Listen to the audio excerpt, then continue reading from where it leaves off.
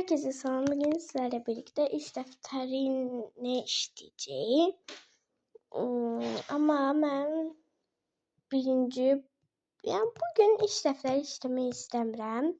Ona göre full bu testi isteyeceğim. İş defterleri qırağa.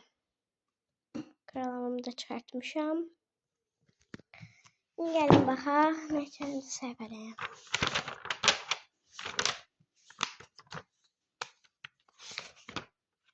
Burada yazmışam, buralarda yazmışam.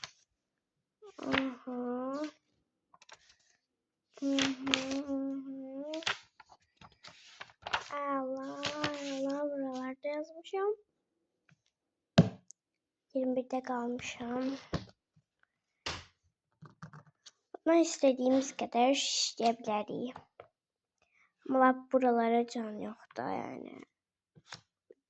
Neyse, ben sınıf yoldaşım 101'e kadar işleyip ama 101 hələ çoxdur.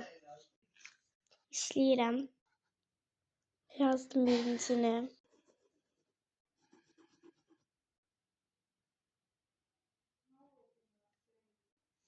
Bu şekilde bunları yazdım. Sadece bunu başa düşmedim. Burada yazı yaptım. Bakın bu nədir? Bunu işləmişəm bu mətni. Hələlik məncə bəsdir. İş dəftərini işləyəcəm. İş defteri part 2'de gelecek. Evet dostlar, iş defteri işlemi vlog gelmeyecek, başlayın.